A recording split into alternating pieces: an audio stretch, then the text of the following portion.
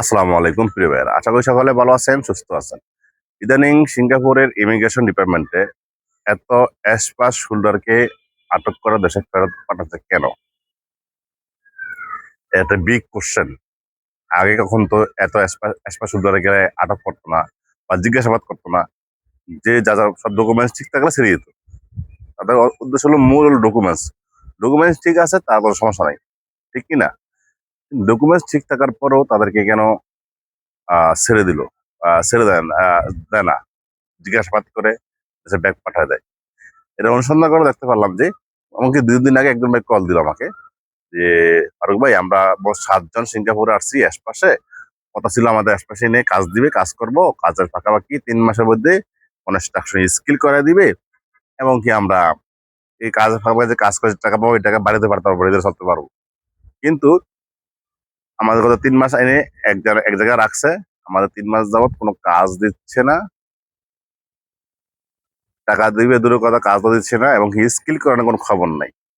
আমরা এই জন্য এমএম অভিযোগ করেছি। এখন কি এমএম আমাদেরকে হেল্প করবে? আমি তার কথা শুনে অবাক হলাম। কি, তারা নতুন গেছে, তারপর তারা এমএম অভিযোগ করে? এমএম কি, এমএম অভিযোগ করলে কি হবে সেটা জেনে ফেলছে। অর্থাৎ তাদেরকে যারা নিয়েছে তারা সিনিয়র ভাইয়েরা তাদেরকে এই পরামর্শ দিয়েছে, তোমরা এমএম এ যাও। এই যে এমএম এ অভিযোগটা গেল, এমএম এই বিষয়গুলো তদন্ত করবে না? তদন্ত করবে। মূল কারণ খুঁজে দেবে যে বাংলাদেশ থেকে অ্যাসপাস নিয়ে ব্যবসা করে। মূল কারণ অনুসন্ধান করে কিন্তু এটাই বের হবে যে বাংলাদেশ থেকে অ্যাসপাস নিয়ে এনে এইভাবে ব্যবসা করে, কাজ দেয় না, তাদের যোগ্যতা নাই, শুধু শুধু অ্যাসপাস দিয়ে আইনা এই ব্যবসা করতেছে। তখন তো বাংলাদেশ থেকে অ্যাসপাসে যে লোকগুলো যাচ্ছে এই পত্র বন্ধ হওয়ার সম্ভাবনা রয়েছে, আমার অনুমান বলতেছে আর কি।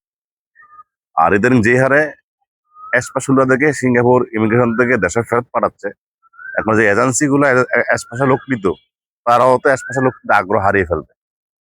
তো একজন যদি ৭ জন লোক অ্যাসপাসে নিয়ে যায়, ৭ জন যদি ফেরত আসে এয়ারপোর্ট থেকে, তার কিন্তু খরচ হচ্ছে অনেক টাকা প্রসেসিং করতে।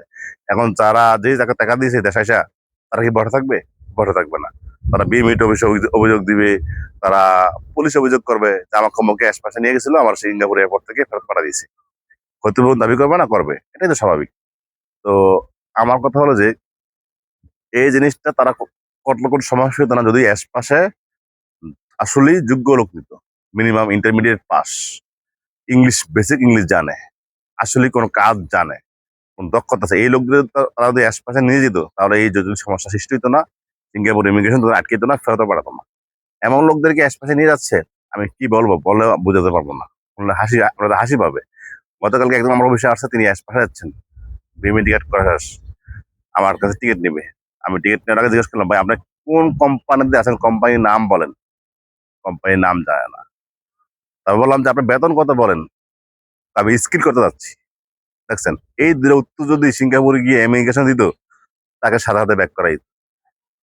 তুই কোন কোম্পানি আছে, তুমি কোম্পানির নাম জানো না, বেতন কত বলতে পারো না, বলো যে আমি স্কিল করতে যাচ্ছি, রাখবে। তারপর জিজ্ঞেস করলাম আমার শিক্ষাগত যোগ্যতা কি, সে বলে যে 8 পাস। যে এজেন্সি তাকে নিচ্ছে আশপাশে, সে এজেন্সিরও গাফলতি দিয়ে আছে গেছে। সে এরকম একটা এই লোক কিভাবে সিলেক্ট করলো আশপাশে নেওয়ার জন্য, তাদের তো যাচাই করা হচ্ছিল সে বেসিক ইংলিশ জানে কিনা, বেসিক রুলস জানে কিনা, লেখাপড়া আছে কিনা, তাহলে সমস্যা হইতো না। তো তাকে আমি অনেক আধা ঘন্টার মতো ব্রিফিং দিলাম, যে কোম্পানির নাম মুখস্থ করালাম, তার স্যালারি যা আছে লেখাইলাম এবং আইপিতে বিষাদ যে অকুপেশন বা পেশা দেওয়া আছে, পেশা কি, তার কনস্ট্রাকশন সুপারভাইজার এরই মুখস্থ করাইলাম এবং তাকে শিখিয়ে দিলাম যে আমরা বললাম যে বাংলাদেশে আমি অমুক কনস্ট্রাকশন কোম্পানিতে সুপারভাইজার হিসেবে কাজ করছি, তাহলে আর সমস্যা হবে না এবং স্যালারি যা আছে তাই বলবেন, সব বুঝে দিছি। তারপর তিনি গেছেন। ওনার 12 তারিখে গতকালকে ফ্লাইট ছিল। আশা করি তিনি সমস্যা হবে না, তিনি ঢুকতে পারবেন যদি আমার কথাগুলো তিনি খেয়াল রাখতে পারেন। আর না রাখতে পারেন, তাকেও ফেরত আসতে হবে। তাই আসলে আশপাশের ভবিষ্যৎ অন্ধকার দেখতেছি সব মিলে আমি। তো যে এজেন্সিগুলো আশপাশের লোককে তারাও ইন্টারভিউ নিয়ে যাচাই বাছাই করে সিলেক্ট করে আশপাশে নেওয়া উচিত আমি মনে করি। গণহারে আশপাশে নিবেন, আপনারা ধরা খাবেন এবং কি আশপাশের যে সুযোগটা আছে সুযোগটা বন্ধ করে দিবেন আপনারা। তাই যাচাই বাছাই করেই নিবেন যোগ্য ব্যক্তি কিনা, তাহলে আশপাশে নিয়েন, তাহলে ধরা খাইতেন না। আর যারা যাবেন তারাও চিন্তা করে দেখবেন আমার কি আশপাশে যাওয়ার যোগ্যতা আছে, আমি ইংলিশ পারি কিনা, আমি এয়ারপোর্টে গিয়ে আটকা হবো কিনা। আমরা কিন্তু যদি 15 লাখ টাকা দেন আপনি এজেন্সিকে, তারা যদি এই সিঙ্গাপুর এয়ারপোর্ট নেয়, তারা কমপক্ষে 10 লাখ টাকা একটা 5 লাখ টাকা ফেরত দিব আপনাকে, মিনিমাম 5 লাখ টাকা ফেরত দিব। এর বেশি একটা দিব না ফেরত। তারপরে কিন্তু 10 লাখ টাকা ফাও ধরা খাইবেন। যারা যারা যাবেন তারাও বিবেচনা করে যাবেন যে আমি যে গিয়ে আমার লোকটা যে অ্যাশ পাস আমি সিঙ্গাপুর আনতেছি, সে অ্যাশ পাসের যোগ্যতা আছে কিনা, সে ইংরেজি পারবে কিনা এরপরে জিজ্ঞেস করলে, নাকি তাকেও এয়ারপোর্ট থেকে ফেরত দিতে হবে। সব বিবেচনা করে যাবেন। তাহলে আপনারাও থাকবেন না এবং অ্যাশ পাস জিনিসটাও চালু থাকবে। সকল ভালো থাকুন। আসসালামু আলাইকুম।